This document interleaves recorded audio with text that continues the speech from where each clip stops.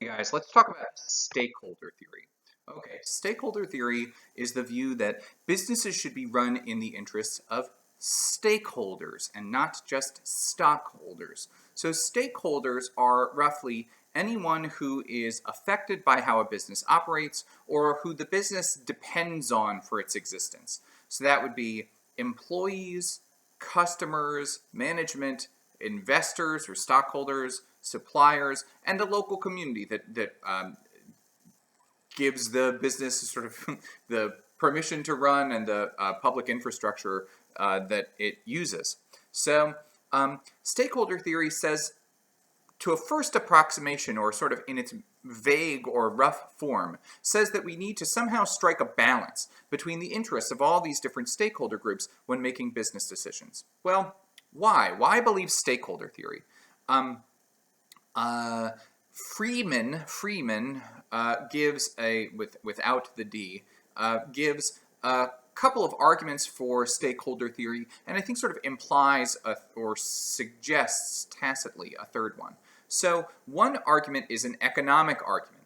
Um, uh, and this is roughly the argument that I make in Ian's Guide to the Limits of Markets, which is that if businesses only paid attention to making profit, it would not work out well for everyone in the long run because of problems like the tragedy of the commons, problems like the problem of externalities, and so on. So the sort of picture of the invisible hand is working always at all times in any market that you talk about. Well, this is a fantasy, and to the extent that stockholder theory depends on or is motivated by a belief in the invisible hand, well, stockholder theory is a fantasy too.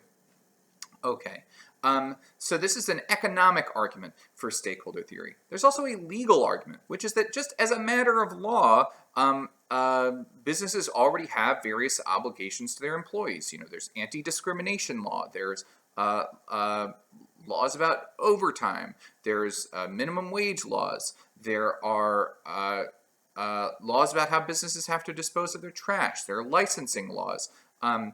There are all sorts of laws that create legal obligations, and to the extent that legal obligations lead to moral obligations, they also create moral obligations that businesses have to employees and the local community and customers and so on.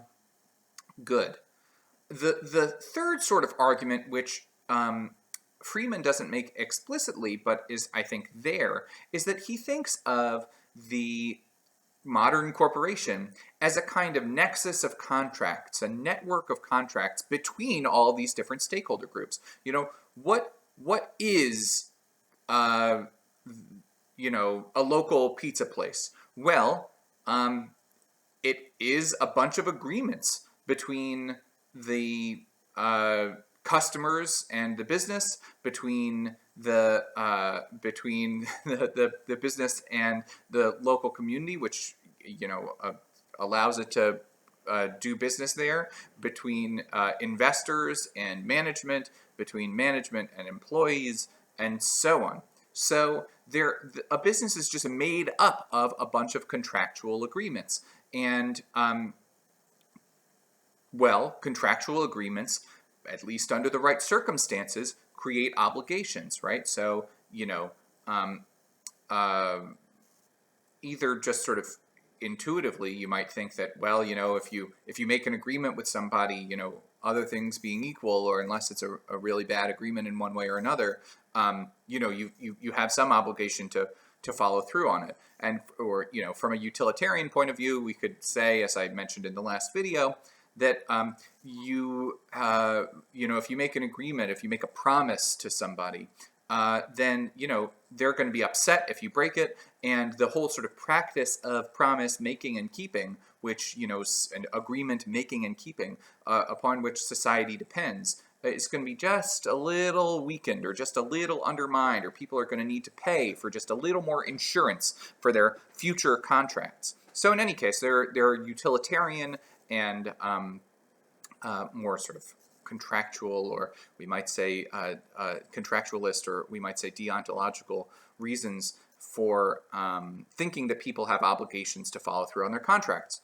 Okay, so if a business just sort of like is this network of contracts between all these different stakeholder groups, well, then a business has obligations to all of these different stakeholder groups. Good. Okay, so there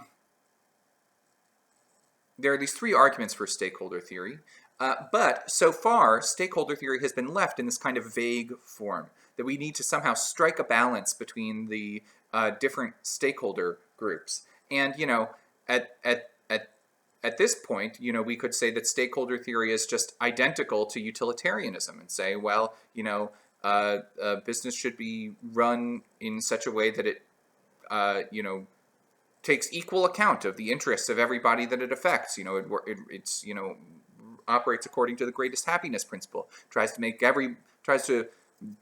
benefit the world overall as much as possible. Okay, that would be one way of doing it, but then stakeholder theory would just collapse into utilitarianism. Freeman takes a different approach, because he's thinking of the business in these contractual terms, and, well, we already have on our hands a view about, you know, what would make for a fair contract, what would make for the ideal sort of contract. And this is Rawls's theory of justice. So Freeman does the Rawls thing. He says, well, you know, it's one thing to say, here are the contracts that businesses actually agree to in the real world, because those may or may not be fair. I might, for example, pay my workers just a really, really miserably low wage, but only because, you know, I am the only business in town, you know, and I can get away with paying people very little or something like that.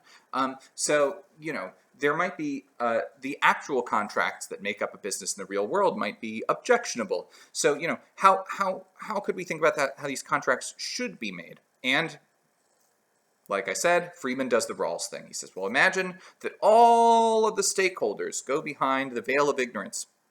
And they say, okay, what are going to be the basic principles that we use to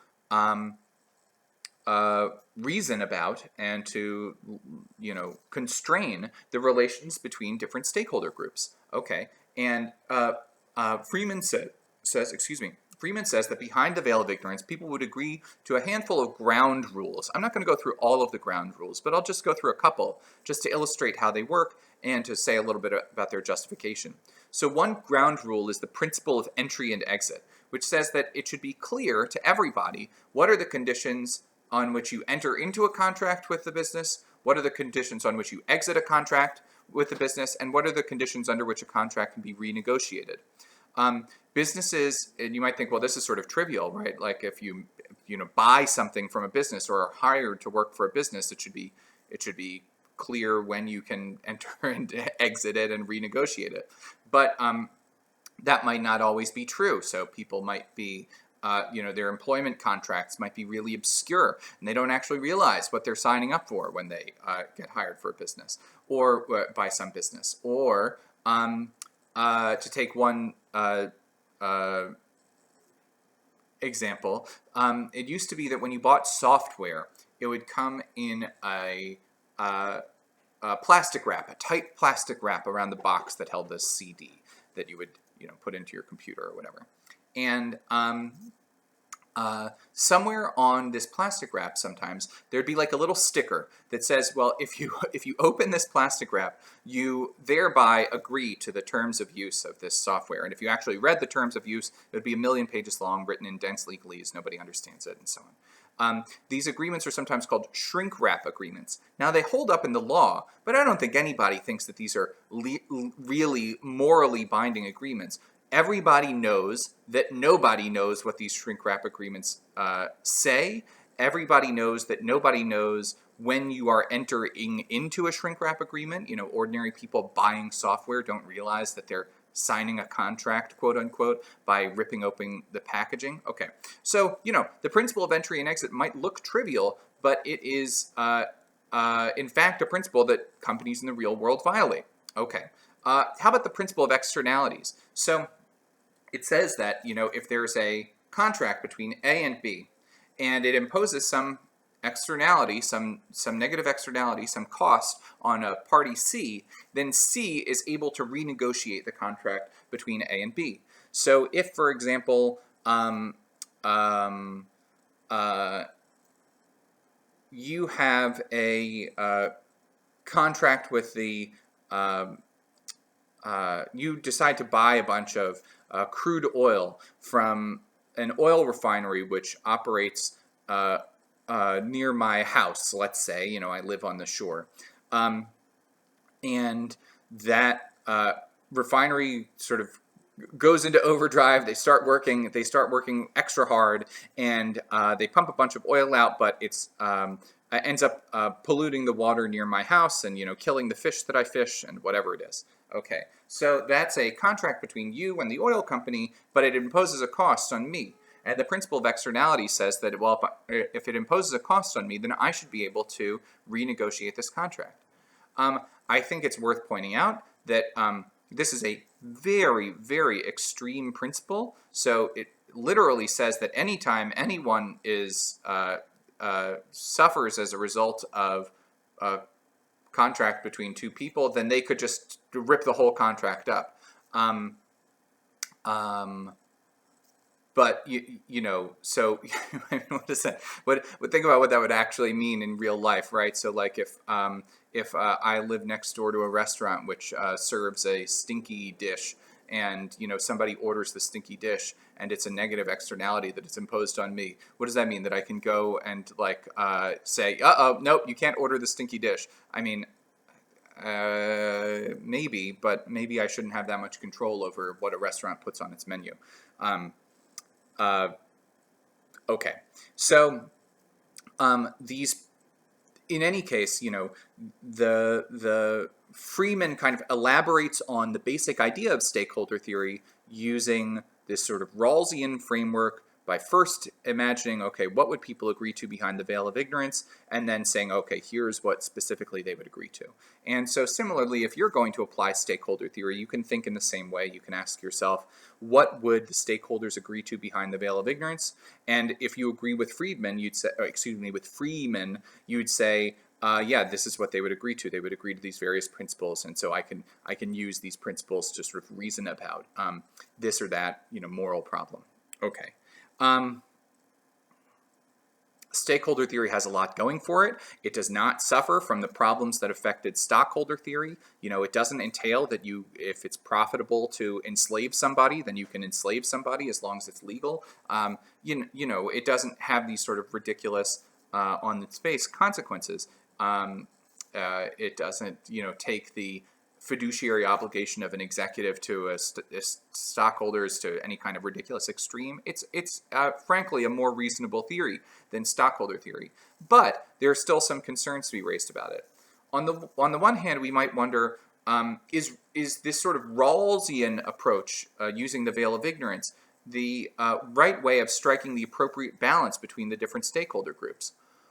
One reason to think that it might not be is that Rawls sort of sees everybody in a society as equals, but different stakeholder groups aren't quite equals in the sense that some stakeholders have a much bigger stake in how a company operates than others. So if I buy something from some business once and then never return there again, I'm a stakeholder in the business, but I don't have that much of a stake in it. If I am, on the other hand, an employee who works for a business for 20 years, well, yeah, you better believe I'm a stakeholder in that business. To a great extent, my whole life revolves around the business. Similarly, with members of the local community, if I live next door to a business, do I really sort of deserve an equal say in how the business operates? It's not clear. So to the extent that Rawls, to the extent that, and it's not clear that this is the case, but to the extent that this sort of Rawlsian approach smooths out or ignores the differences between different stakeholder groups, and smooths out or ignores the fact that some stakeholder groups have a bigger stake than others, that's going to be a problem for the Rawlsian approach. maybe I should also add that the Rawlsian approach doesn't work very well when we're talking about like non-human animals, for example, who are affected by our businesses, because the sort of contractual ideal that's used in Rawls and that that Freeman is appealing to here doesn't really work. Non-human animals don't enter into contracts. There's a sense in which any cow farm imposes enormous externalities on the cows, but you can't think of but the answer isn't that the cows should be able to renegotiate their deal with the farmers. Cows can't negotiate things. Okay, so if businesses are going to think about their relationships with non-human animals, they have to think about them in non-contractual terms, and that looks like that means non-Rawlsian terms. I am a card-carrying utilitarian. I would say this is a very good argument for utilitarianism, that yeah, you can take the interests of non-human animals into account without worrying about entering into contracts with them. You just ask, am I taking appropriate stock of their happiness, of their well-being? Okay. Yeah, okay, I'll stop there. Very good.